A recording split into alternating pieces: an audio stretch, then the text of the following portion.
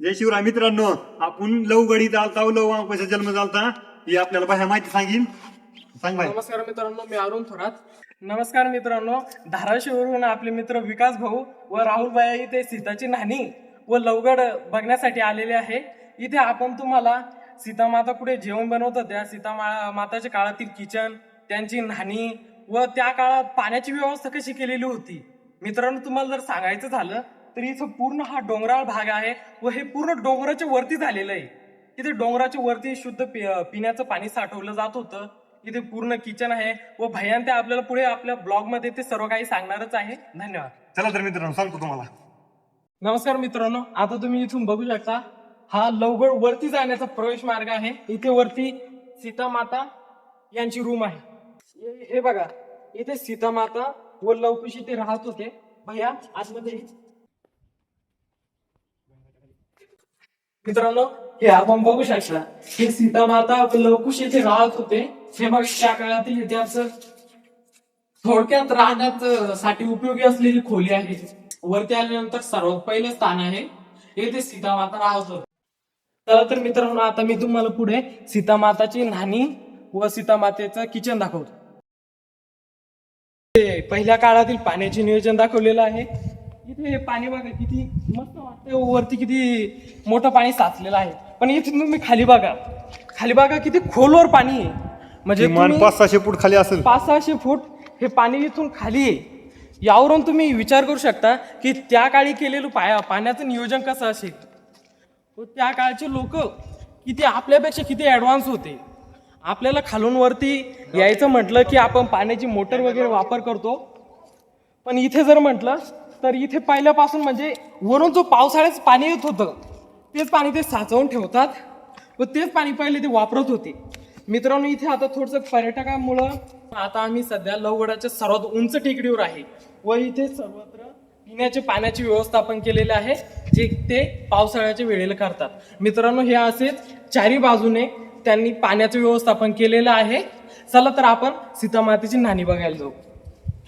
पाणी बघा, माहिती जायला लिहिलं आहे. हे खालून अजून खाली आहे. खाली म्हणजे ते कमीत कमी एक पुरुष. बघा पाणी किती स्वच्छ आहे.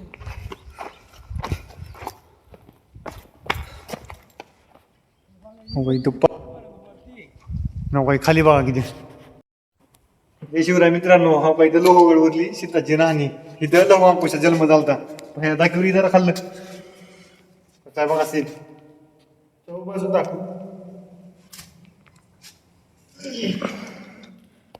मित्रांनो, या आतमध्ये अजून खोलवरती पिलर वगैरे खाणकाम केलेले हे पूर्ण जुन्या काळातील बनवलेले देवी मंदिर वगैरे पूर्ण आहे. इथे आता तरी आम्ही उन्हाळ्याचं इथे ब्लॉग बनवायला आलेलो आहे, पण इथे पावसाळ्याचं बघितलं तरी इथे खाली पण उतरता येत नाही, इतकं खोल पाणी वगैरे भरलेलं असतं. हे बघा, इथे जुन्या काळातील छत्रपती शिवाजी महाराजांनी लवकुशनी वगैरे बनवलेले देवीच्या मूर्त्या आणि ते आहे. शिवाजी महाराजांनी बनवले आहेत का? हाच तो गड आहे जिथे माता सीताने लवकुशांना जन्म दिला होता. हे बघा मित्रांनो, इथे खोलपर्यंत कोरीव काम त्यांनी केलेले आहे. इथे बघा, सीतामाता जेव्हा राहत होते त्या काळीचं हे मंदिर आहे. आणि इकडे बघा, इकडे खोलवरती पिलर उभारले गेलेले आहे. म्हणजे हे पूर्ण सीतामाता जेव्हा इथे राहत होत्या त्या काळाचं हे पूर्ण कोरीव काम आहे. इथे पिलर उभारलेले आहे, दगडात कोरलेला आहे. पिलर कॉलम पाणी अजून.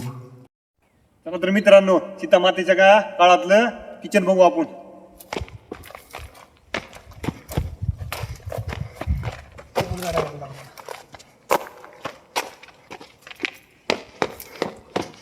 बघा किचन कसं आहे.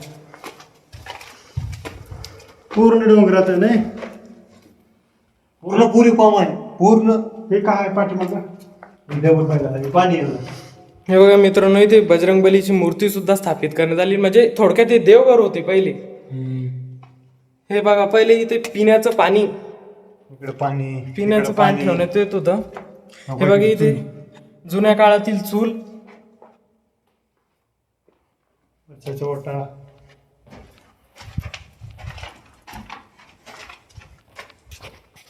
बघा कसं आहे.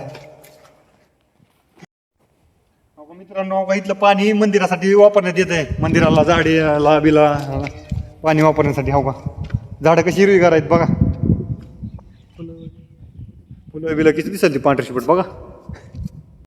मित्रांनो ती वरचं जे पाणी होतं का, अहो ती पाणी इथं आलेलं आहे. बघा याचा प्रेशर किती आहे का, बिगर लाईटचे.